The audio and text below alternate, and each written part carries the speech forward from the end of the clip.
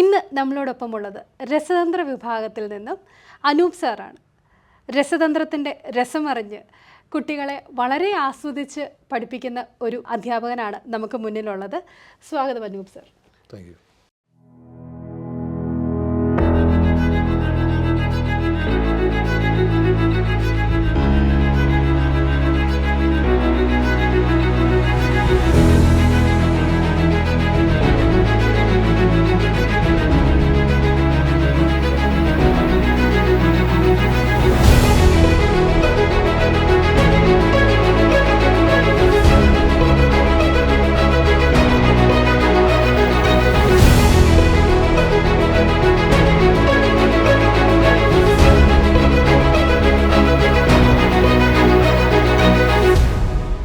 ബ്രില്യൻറ്റിൽ sir എത്തിച്ചേർന്നിട്ട് എത്ര വർഷമായി? 2015 ഒരു ഒക്ടോബർ 17 ഞാൻ ബ്രില്യൻറ്റിൽ വരുന്നത്.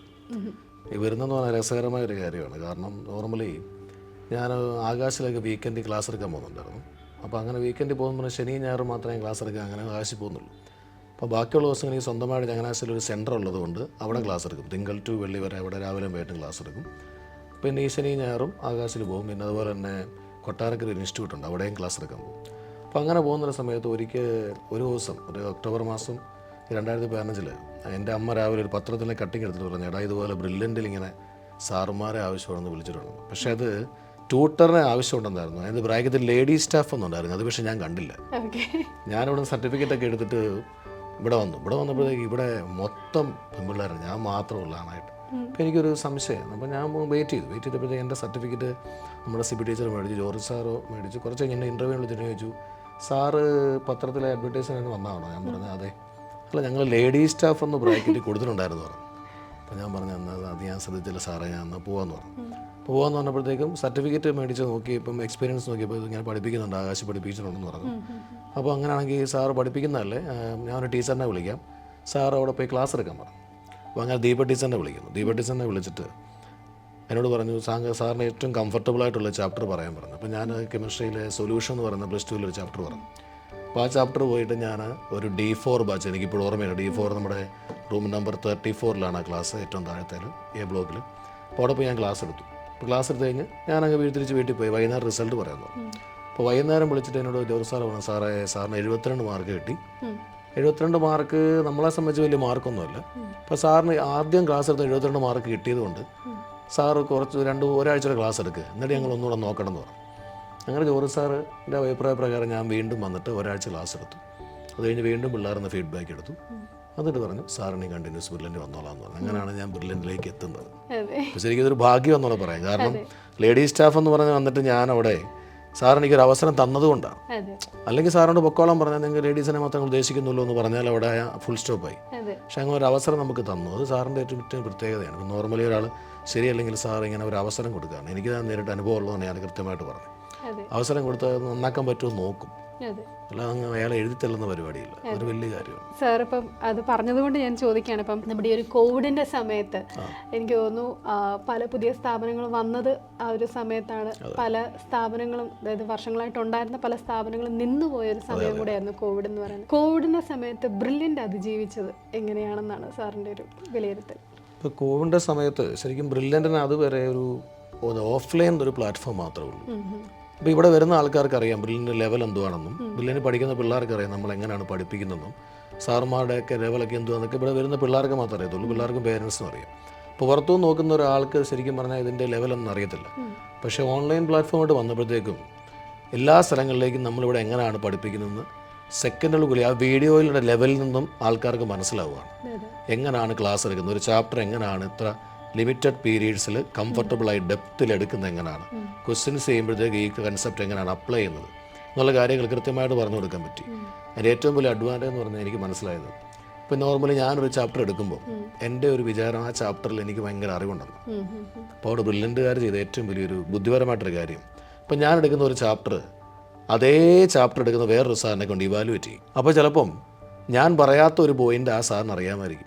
അപ്പോൾ ആ സാർ ഇവാലുവേറ്റ് ചെയ്യുമ്പോഴത്തേക്കും അത് കണ്ടിട്ട് നമ്മളോട് ആ സാറ് പറയും, സാറ് ക്ലാസ് എടുത്തിനകത്ത് ഈ ഒരു പോയിന്റ് പറയാനുണ്ട്.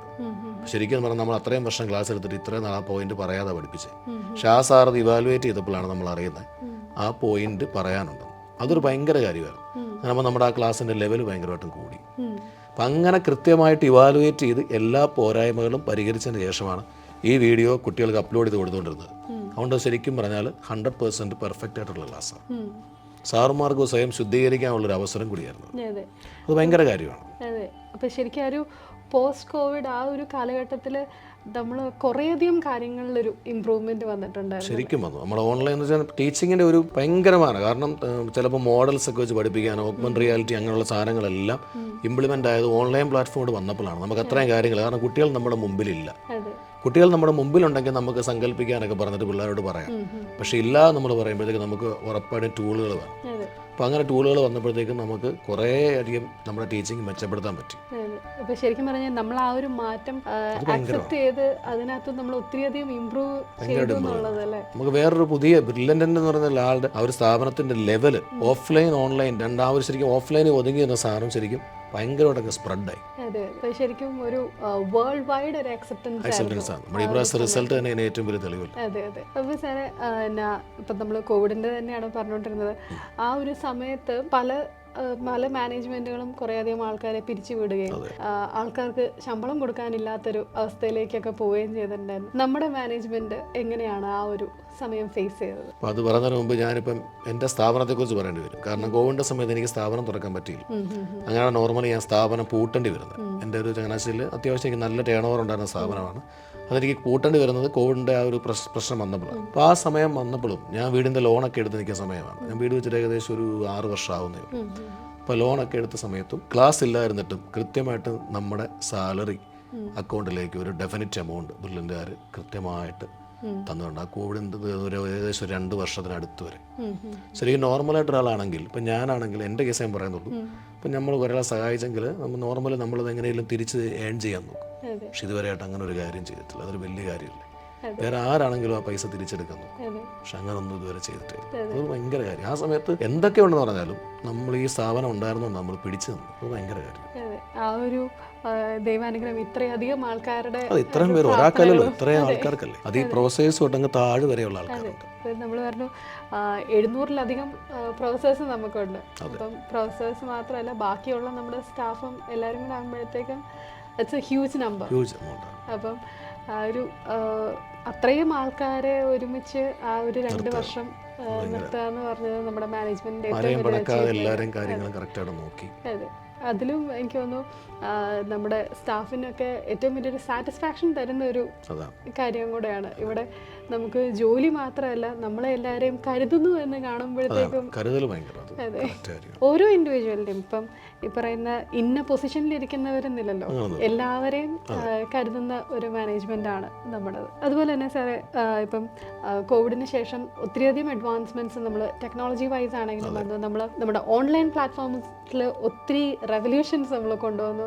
ഇപ്പോൾ ഓഗ്മെന്റഡ് റിയാലിറ്റി ക്ലാസ്സുകൾ വന്നു, നമ്മുടെ ലേണിംഗ് ആപ്പ് വന്നു. കുട്ടികൾക്ക് നമ്മൾ ബ്രില്യൻ്റിൽ കൊടുക്കുന്ന ഫെസിലിറ്റീസിനെ പറ്റി സാർ ഒന്ന് പറയാമോ? ഇപ്പോൾ നമ്മൾ ഒരു നോർമലി ഒരു സാറ് കെമിസ്ട്രി ആണെങ്കിലും ഫിസിക്സ് ആണെങ്കിലും ബയോളജി അല്ലെങ്കിൽ മാത്സിൻ്റെ അങ്ങനെ ഒരു സാറാണ് ശരി, പോയി ക്ലാസ് എടുത്തു കഴിഞ്ഞാൽ നോർമലായിട്ട് നമുക്ക് ആ ക്ലാസ് കേട്ടുകൊണ്ടിരിക്കുന്ന കുട്ടിക്ക് നോർമലി ആ ക്ലാസ് കേട്ടുകൊണ്ടിരിക്കുന്ന കാര്യങ്ങളൊക്കെ മനസ്സിലാവുമായിരിക്കും. പക്ഷേ പ്രോബ്ലം ചെയ്യാൻ തുടങ്ങുമ്പോഴത്തേക്ക് ചിലപ്പോൾ ആ കൺസെപ്റ്റ് ചില പ്രോബ്ലത്തിന് അത് അപ്ലൈ ചെയ്യാൻ പറ്റത്തില്ല. അപ്പോൾ അങ്ങനെ പറ്റാതെ വരുമ്പോഴത്തേക്കും നോർമലായിട്ടും അവർക്ക് അതേ പാഠത്തിൻ്റെ തന്നെ കുറച്ചൊരു അഡ്വാൻസ്ഡ് ലെവലിലുള്ള ക്ലാസ്സുകൾ ഈ ലേണിംഗ് ആപ്പിനകത്തുണ്ട്. അത് പല സ്ട്രീമിലുള്ള ക്ലാസ് കിടക്കും. പിന്നെ അതുപോലെ തന്നെ ലൈബ്രറിയിൽ എണ്ണിയാ ഒടുങ്ങാത്ത ബുക്കാണ്.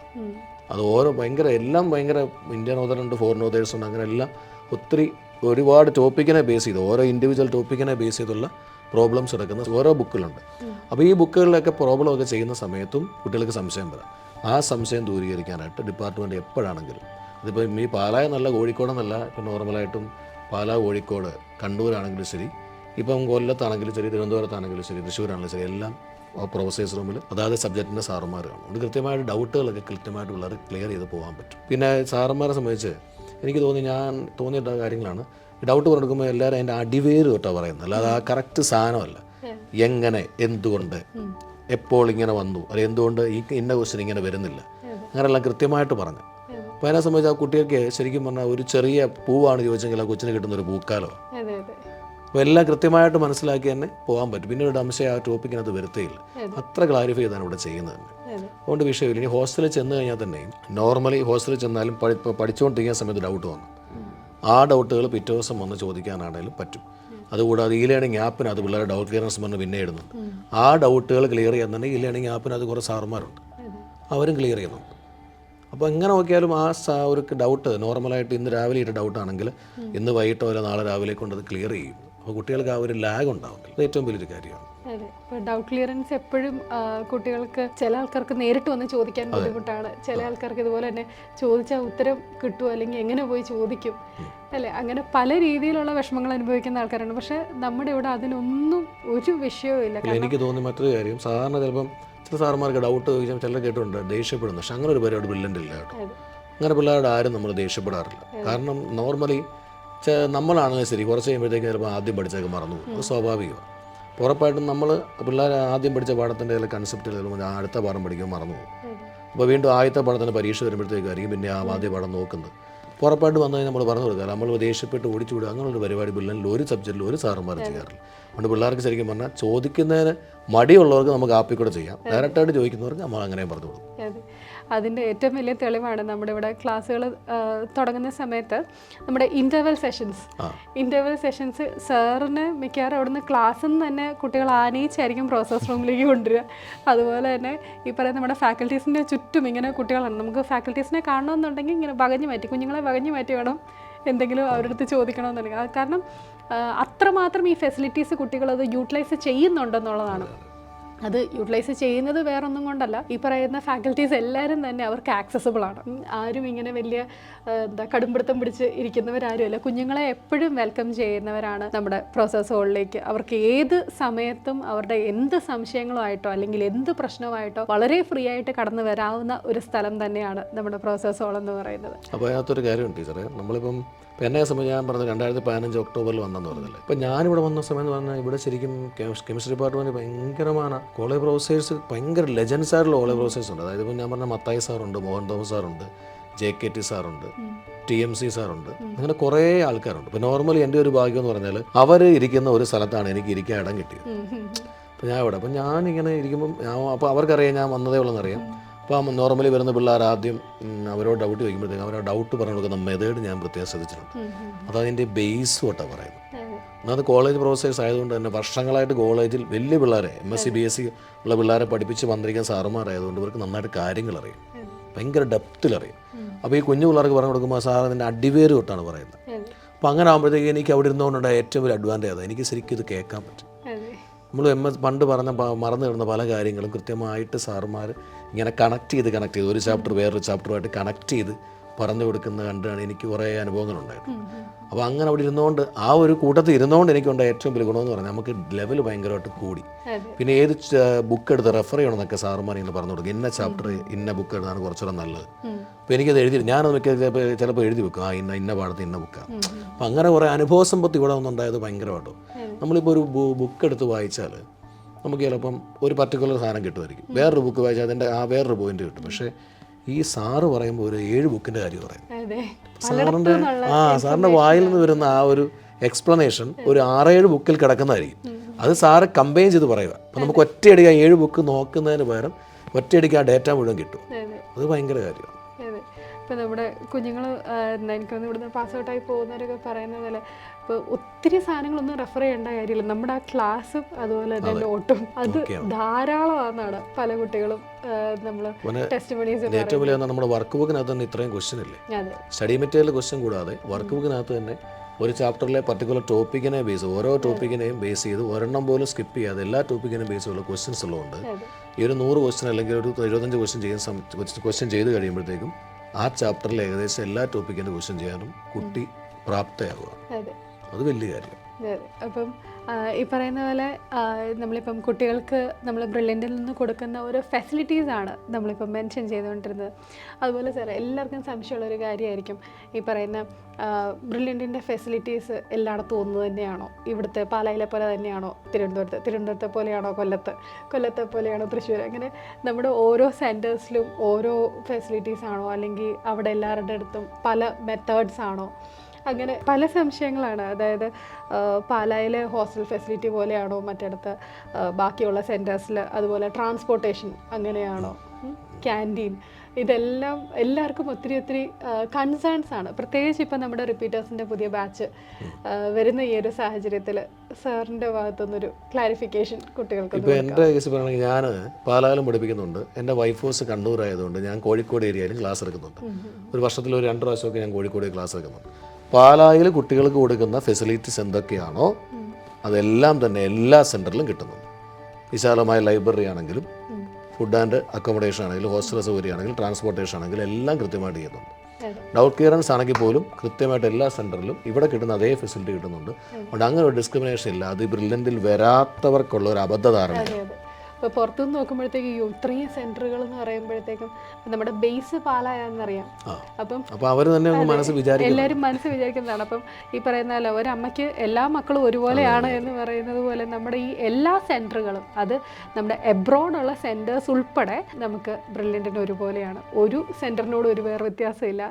ഇവിടെ എന്തൊക്കെ സൗകര്യങ്ങളുണ്ടോ, അതായത് നമ്മുടെ പാല എന്ന് പറയുന്ന നമ്മുടെ ബേസ് ക്യാമ്പിൽ എന്തൊക്കെ ഫെസിലിറ്റീസ് ഉണ്ടോ അത് നമ്മുടെ എല്ലാ സെൻറ്റേഴ്സിലും നമ്മൾ പ്രൊവൈഡ് ചെയ്യുന്നുണ്ട് എന്നുള്ളതാണ്. സോ സാർ, ഇപ്പം സാറിൻ്റെ ക്ലാസ്സസ് ഇപ്പം നമ്മൾ ഓൺലൈൻ കുട്ടികളെല്ലാവരും കണ്ടിട്ടുണ്ടാവും, കുറേ അധികം ആൾക്കാർ കണ്ടിട്ടുണ്ടാവും, ഓഫ്ലൈൻ ക്ലാസ്സുകൾ അറ്റൻഡ് ചെയ്തിട്ടുള്ളവരുണ്ടാവും. സാർ എന്ന് പറയുന്ന അധ്യാപകനെ കുട്ടികൾ നല്ല രീതിയിൽ അക്സെപ്റ്റ് ചെയ്തിട്ടുണ്ടെന്ന് ഞങ്ങൾക്കറിയാം.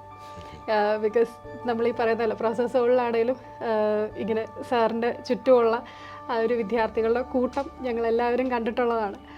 അപ്പം ഈ ഒരു അധ്യാപനം എന്ന് പറയുന്ന ഒരു മേഖലയിലേക്ക് സാർ എത്തിപ്പെട്ടത് എങ്ങനെയാണ്? അത് ശരിക്കും പറയുകയാണെങ്കിൽ ചേച്ചിയുടെ ഒരു കാര്യം പറയും, എൻ്റെ പെങ്ങളുടെ ഒരു കാര്യം പറയും.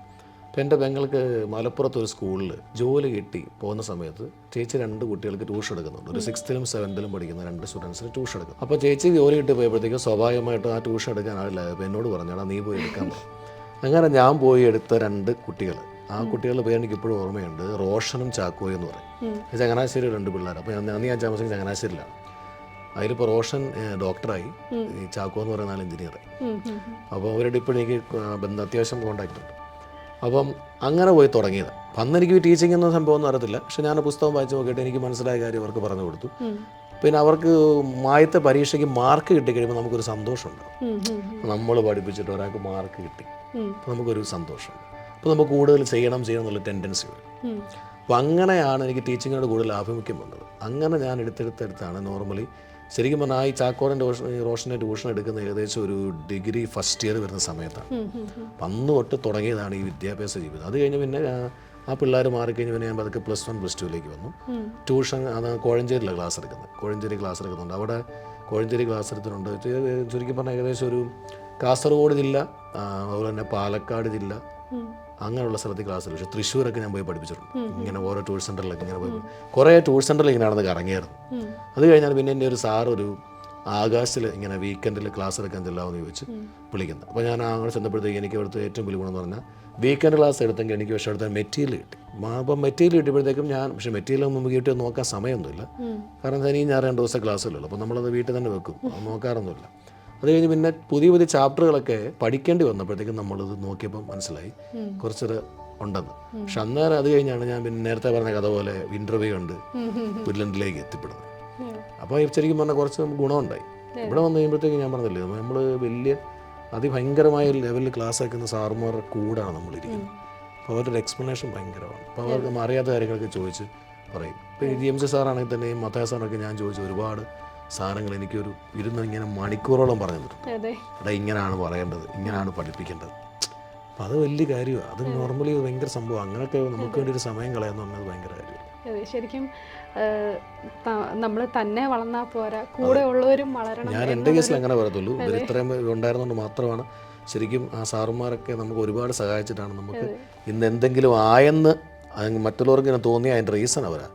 നമ്മുടെ ഒരു ഹാർഡ് വർക്ക് ശരിക്കും പറഞ്ഞാൽ കുറച്ചേ കാണത്തുള്ളൂ. ഒരു 85% സാറുമാരുടെ ഹെൽപ്പ് തന്നെയാണ്. നമ്മൾ ഹാർഡ് വർക്ക് ചെയ്യുന്നുണ്ട്. പക്ഷേ ഞാൻ പറഞ്ഞല്ലോ, അത്രയും ബുക്ക് നമുക്ക് വായിക്കാൻ സമയമില്ല. പക്ഷെ അവർ പറയും അത്രയും ബുക്കിൻ്റെ കണ്ടന്റ് ഒരുമിച്ചാണ് പറയുന്നത്. അപ്പം ശരിക്കും അത് നമ്മൾ എല്ലാ ഇൻ്റർവ്യൂസിനകത്തും നമ്മൾ പറയുന്നതാണ് ബ്രില്യൻറ്റിൻ്റെ ഒരു ടീം വർക്ക്. അപ്പം ഇത് ഒരിക്കലും ഒരു 1 man ഷോ ആയിട്ട് നമ്മൾ കൊണ്ടു നടക്കുന്ന ഒരു പരിപാടിയല്ല. ശരിക്കും കൂട്ടത്തിലുള്ള ഇപ്പം ഞാൻ മാത്രം വളർന്നാൽ പോരാ, എൻ്റെ കൂട്ടത്തിലുള്ള ആളും വളരണം, ഞങ്ങളെല്ലാവരും ഒരുമിച്ച് വളരണം എന്ന് ഒരു ആഗ്രഹം നമ്മുടെ ഹോൾ എൻ്റെ ബ്രില്യൻ ടീമിന് അല്ലെങ്കിൽ നമ്മുടെ ബ്രില്യൻ ഫാമിലിക്ക് ഉണ്ട് എന്നുള്ളതാണ് നമുക്ക് മനസ്സിലാക്കാൻ സാധിക്കുന്നത്. അതിനകത്ത് ഇപ്പോൾ ഒരു ജൂനിയർ സീനിയർ എന്ന് പറയുന്ന ഒരു വലിപ്പച്ചെറുപ്പമൊന്നുമില്ലാതെ നമ്മളെയും കൂടെ കൈപിടിച്ച് ഉയർത്താൻ വേണ്ടിയിട്ട് ഒത്തിരിയധികം അധ്യാപകർ സഹായിച്ചിട്ടുണ്ടെന്നല്ലേ സാറ് പറഞ്ഞു? അതെ അതെ. ഇപ്പം നമ്മളിപ്പോൾ അത് പറയുമ്പോൾ പ്രൊഫസേഴ്സിൻ്റെ കാര്യം നമ്മളത് പറയുന്നുണ്ടോ ഒക്കെ സംബന്ധിച്ചു. പക്ഷേ ഇത്രയും പ്രൊഫസേഴ്സിന് കറക്റ്റായിട്ട് ക്ലാസ്സിരുന്ന ഒരു ടൈം ടേബിൾ സെക്ഷനാണ്. അപ്പോൾ അത് ഭയങ്കരമാണ്. ഇത്രയും പേരുടെ കോഡുകളും കാര്യങ്ങളും എവിടം വരെ എടുത്തു, ഒരു പർട്ടിക്കുലർ സബ്ജക്റ്റിലെ ഇന്ന ചാപ്റ്റർ എവിടം വരെ എടുത്തു, ബാക്കി ഇത്ര സമയം കൊണ്ട് ഇത്ര എടുക്കാനുണ്ട്, ഇതെല്ലാം കറക്റ്റായിട്ട് ഓർത്തിരിക്കണ്ടേ. അത് ഭയങ്കര സംഭവമാണ്. അതാണ് ശരിക്കും ബ്രില്യൻറ്റിൻ്റെ ആ ഒരു സിസ്റ്റമാറ്റിക് വേ ഓഫ് അപ്രോച്ചാണ് അത് എല്ലാ കാര്യങ്ങളിലും. അതെ, നമ്മുടെ ടീച്ചിങ് ആയിക്കോട്ടെ, ഈച്ച് ആൻഡ് എവറി ഡിപ്പാർട്ട്മെൻറ്റ്സ് എല്ലാവരും വളരെ സിസ്റ്റമാറ്റിക് ആയിട്ടുള്ള രീതിയിൽ, അതായത് അവരവർക്ക് കൃത്യമായിട്ട് അറിയാം വാട്ട്സ് നെക്സ്റ്റ് എന്നുള്ളത് കൃത്യം എല്ലാവർക്കും അറിയാം. ഒരിടത്തും നമുക്കൊരു കൺഫ്യൂഷൻ്റെ കാര്യം വരുന്നില്ല. അപ്പോൾ അതുകൊണ്ടാണ് ഇതിങ്ങനെ സ്മൂത്തായിട്ട് റൺ ചെയ്ത് പോകുന്നത്. അപ്പോൾ ഇപ്പോൾ സാറെന്ന് പറയുന്ന അധ്യാപകനെ നമുക്കെല്ലാവർക്കും അറിയാം. അതുപോലെ തന്നെ നമ്മുടെ പല ക്ലാസ്സുകളിലും എസ്പെഷ്യലി ഓൺലൈൻ ക്ലാസ്സുകളിൽ സാർ എന്ന് പറഞ്ഞ ഗായകനെ ഞങ്ങളെല്ലാവരും കണ്ടിട്ടുണ്ട്. അതുപോലെ തന്നെ സാറ് വളരെ നല്ലൊരു ആർട്ടിസ്റ്റാണെന്ന് നമുക്കറിയാം. സാറ് ഡ്രോയിങ് ആൻഡ് പെയിൻറ്റിങ്, അതെനിക്ക് തോന്നുന്നു പലർക്കും അറിയാത്തൊരു കാര്യമാണ്. അതെ, അപ്പം ഒത്തിരിയധികം വിശേഷണങ്ങൾ സാറിനെ ഡിസ്ക്രൈബ് ചെയ്യാനായിട്ടുണ്ട്. അപ്പം ഒരു പ്രാവശ്യം എനിക്ക് തോന്നുന്നു ഞാൻ ഒരു നോട്ട് എഴുതി വരച്ച് ഉണ്ടാക്കിക്കൊണ്ടിരുന്ന സമയത്താണ് സാറ് വരയ്ക്കുന്ന കാര്യം സാറ് പറഞ്ഞത്. അപ്പം അതിൻ്റെ കൂട്ടത്തിൽ നമുക്ക് ഒത്തിരി സന്തോഷം തന്നൊരു കാര്യം എന്താണെന്ന് വെച്ച് കഴിഞ്ഞാൽ, സാറ് ആദ്യമായിട്ട് വരച്ചത് എന്ന് പറഞ്ഞ് സാറ് കാണിച്ചൊരു ഫോട്ടോ. അപ്പം ആ ഫോട്ടോ എന്ന് പറയുന്നത് സാറിൻ്റെ പ്രിയ പത്നിയുടെ ആയിരുന്നു അല്ലേ. അപ്പം സാർ എത്രമാത്രം ആ ഒരു പ്രണയമുള്ളിൽ സൂക്ഷിക്കുന്ന ഒരാളാണ് എന്നുള്ളത് സത്യം പറഞ്ഞു കഴിഞ്ഞാൽ ആ ഒരു ഫോട്ടോ കണ്ടപ്പോഴത്തേക്കും നമുക്ക് മനസ്സിലായി. കാരണം മാഡത്തിൻ്റെ ഫോട്ടോ എങ്ങനെയാണോ അതുപോലെ തന്നെ സാർ ആ ഒരു ഇമേജ് ഇപ്പുറത്ത് വരച്ചു വെച്ചിരിക്കുകയാണ്. ശരിക്കും നമ്മൾ ജീവൻ തുളുമ്പുന്ന ചിത്രം എന്നൊക്കെ പറയുന്നത് പോലെ. ഇത്രയും നല്ലൊരു സമ്മാനം എനിക്കൊന്നും മാഡത്തിന് വേറെ കൊടുക്കാനുണ്ടാവില്ല എന്ന് തോന്നുന്നു. അതുപോലെ നല്ലൊരു പടമായിരുന്നു. അപ്പം സാറിൻ്റെ കുടുംബത്തെ പറ്റി ഒന്ന് പറയാമോ? അപ്പോൾ ഞാൻ വിവാഹം കഴിച്ചിരിക്കുന്നത് കണ്ണൂരിൽ നിന്നാണ്. വൈഫിൻ്റെ പേര് ശ്രുതി മനോഹർ എന്നാണ്. അപ്പം മനോഹർ എന്നുള്ള അച്ഛൻ്റെ പേരാണ്. സാധാരണ നോർമലി കല്യാണം കഴിയുമ്പോഴത്തേക്കും എല്ലാവരും ഹസ്ബൻഡിൻ്റെ പേര് ചേർക്കും. പക്ഷേ എന്നെ സംബന്ധിച്ച് അങ്ങനെയല്ല. പുള്ളിക്കാരിയും ഞാൻ കണ്ടു മനസ്സിലാക്കിയത് അച്ഛനും മോളും ഭയങ്കര ബോണ്ടെന്ന് പറഞ്ഞാൽ ഭയങ്കര ഇതാണ്. അപ്പം ആ പേര് തന്നെ മതിയെന്ന് ഞാനങ്ങ് പറഞ്ഞു. ഇനി മാറ്റമൊന്നും വേണ്ടെന്നാണ്. പിന്നെ ഒരു മകനുണ്ട്. മകൻ്റെ പേര് ആലാപ് എന്നാണ്. ഇപ്പം 3.5 വയസ്സായത്. ഓക്കെ. അപ്പം ഇപ്പം നിങ്ങൾ എല്ലാവരും ഇവിടെ കോട്ടയത്താണ്? ഞാനും വൈഫും കുട്ടി മാത്രമാണ്. എനിക്ക് എൻ്റെ അച്ഛൻ നേരത്തെ മരിച്ചു പോയതാണ്. അമ്മയുള്ളത് ചേട്ടച്ചാരുടെ കൂടെയാണ്. ചേട്ടൻ്റെ കൂടെ താമസിക്കുന്നത്.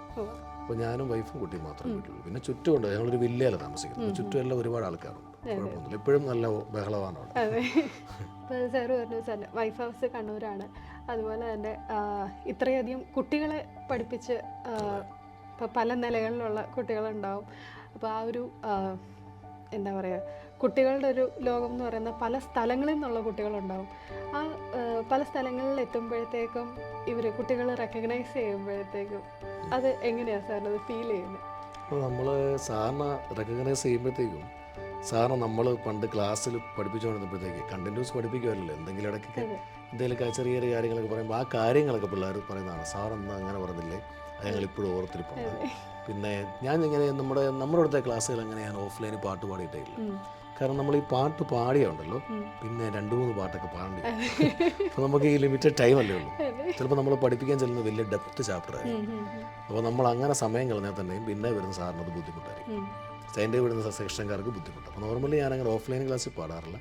അന്നങ്ങനെ ഓൺലൈനിൽ ഒരു തവണ അങ്ങനെ പാടേണ്ടി വന്നതുകൊണ്ട് ഞാനങ്ങ് പാടിയത്. അപ്പോൾ ഞാൻ പൊതുവേ അങ്ങനെ ഓഫ്ലൈൻ ക്ലാസ്സിൽ പാട്ട് പാടാറില്ല. കാരണം അത് പിന്നെ അത് തന്നെയാണ്. നമ്മളിപ്പം ഒരു ക്ലാസ്സിൽ പാട്ട് പാടി പിള്ളേർ ഓളം വെച്ചാൽ അപ്പുറത്തെ ക്ലാസ് എടുത്തിട്ട് സാറിന് അത് ബുദ്ധിമുട്ടാവും. സാർ അപ്പോൾ ആ സാറ് ഭയങ്കര സീരിയസ് ആയിട്ട് ചാപ്റ്റർ ആയിരിക്കും പഠിപ്പിക്കുന്നത്. അപ്പോൾ അത് നമ്മൾ ഡിസ്ട്രാക്ഷൻ ഉണ്ടാക്കാൻ പാടില്ല. നമ്മളിപ്പോൾ ഏത് ജോലിയാണെങ്കിലും മറ്റൊരാൾക്ക് ബുദ്ധിമുട്ടുണ്ടാകാൻ പാടില്ല. അതുകൊണ്ട് ഞാൻ പൊതുവേ ഓഫ്ലൈൻ ക്ലാസ്സിൽ അങ്ങനെ പാട്ട് പാടാറില്ല. അപ്പോൾ ഈ റെക്കഗ്നൈസ് ചെയ്യുമ്പോൾ പിള്ളേർ പൊതുവേ പറയുന്നത് അന്ന് പറഞ്ഞ ആൾക്ക് ഇപ്പോഴും ഓർമ്മയുണ്ട് സാറേ. അതൊക്കെ എങ്ങനെയാണ് പറയുന്നത്? ചാപ്റ്ററുകളെ കുറിച്ചൊന്നും പറഞ്ഞില്ലെങ്കിൽ നമ്മൾ പറഞ്ഞ ചെറിയ ചെറിയ കാര്യങ്ങളൊക്കെ ഓർമ്മ കാണും. എന്തായാലും നമ്മൾ പറഞ്ഞ ഡയലോഗുകളൊക്കെ സഹിതം പറയുന്ന ആൾക്കാരുണ്ട്. പിന്നെ കഴിഞ്ഞ വർഷം തന്നെയും ശ്രീപാറു എന്നൊരു കൊച്ചു എന്നെ ഹോസ്റ്റൽ ഇമിറ്റേറ്റ് ചെയ്തിട്ടൊക്കെ ഞാൻ അറിഞ്ഞു. ഭയങ്കരമായിട്ട് ഇമിറ്റേറ്റ് ചെയ്തായിട്ടൊക്കെയാണ്. എന്നിട്ട് എന്നോട് പിള്ളേർ വന്നിട്ട് സാറിനെ ഇങ്ങനെ ഇമിറ്റേറ്റ് ചെയ്യുന്നുണ്ട്. അപ്പോൾ അതൊക്കെ നമുക്കൊരു സന്തോഷമാണ്. അപ്പം നമ്മളെ എത്രത്തോളം ആ കുട്ടിയുടെ മനസ്സിൽ പതിഞ്ഞു, അങ്ങനെ പതിഞ്ഞെങ്കിൽ മാത്രം നമുക്ക് ഒരാളെ അനുകരിക്കാൻ പറ്റത്തുള്ളൂ. അതൊക്കെ സന്തോഷം ഉണ്ടാക്കുന്ന കാര്യമാണ്. അപ്പം ഇപ്പോൾ സാറ് പറഞ്ഞ ഒരു രീതി കാണുമ്പോഴത്തേക്കും തന്നെ നമുക്കറിയാം. ഇപ്പം ചിലർ ഈ പറയുന്ന പോലെ നമ്മളെ ഇമിറ്റേറ്റ് ചെയ്തു എന്നൊക്കെ പറയുമ്പോഴത്തേക്കും ഭയങ്കര ഒഫൻഡഡ് ആകുന്ന ആൾക്കാരുണ്ട്. പക്ഷേ സാറത് ഭയങ്കര ലൈറ്റായിട്ട് അല്ലെങ്കിൽ ഭയങ്കര കൂളായിട്ട് എടുക്കുകയാണ്. അപ്പോൾ ഇങ്ങനെയാണ് ശരിക്കും പറഞ്ഞു കഴിഞ്ഞാൽ നമ്മുടെ ഇവിടുത്തെ ഓരോ അധ്യാപകരും. അപ്പം നമ്മൾ അനൂപ് സാർ എന്നൊരു ഗായകനെ ഓൺലൈൻ ക്ലാസ്സുകളിൽ വഴി പലരും കേട്ടിട്ടുണ്ടാവും. അപ്പോൾ സാറിൻ്റെ ഒരു പാട്ടോടുകൂടി നമുക്ക് ഈ ഒരു സെഷൻ വൈൻഡപ്പ് ചെയ്യാം. ആയിക്കോട്ടെ. ഗുരുവായൂരേകാദശി തൊഴുവാൻ പോകുമ്പോൾ വഴി കാട്ടുക നാരായണ രൂപം, തളരുമ്പോൾ ആത്മാവ പശുവേ നിന്നാവിൽ അമൃതം പോലൂരേടുക നാരായണ നാമം, ഹരിനാരായണ നാമം. ഒത്തിരി സന്തോഷം സാർ. അപ്പം എല്ലാവർക്കും ഈ ഒരു സെഷൻ വളരെയധികം ഇഷ്ടപ്പെട്ടു എന്ന് ഞങ്ങൾ വിശ്വസിക്കുന്നു. And thank you so much sir. And ഈ പറയുന്ന ഒരു പ്രോഗ്രാമിൽ നമ്മളോടൊപ്പം പാർട്ടിസിപ്പേറ്റ് ചെയ്തതിനും സാറിൻ്റെ വിശേഷങ്ങൾ എല്ലാവരുമായിട്ട് പങ്കുവച്ചതിനും ഒത്തിരി സന്തോഷം. Thank you so much. Okay, welcome. Entrance സംബന്ധമായ വാർത്തകളും അപ്ഡേഷനുകളും ഏറ്റവും വേഗം ആധികാരികമായി അറിയാൻ ബ്രില്യൻ സ്റ്റഡി സെന്റർ പാല യൂട്യൂബ് ചാനൽ സബ്സ്ക്രൈബ് ചെയ്യുക. ബെല്ലൈക്കൺ അമർത്തുക. ഈ വീഡിയോ മറ്റു സുഹൃത്തുക്കളിലേക്ക് മാക്സിമം ഷെയർ ചെയ്യുക.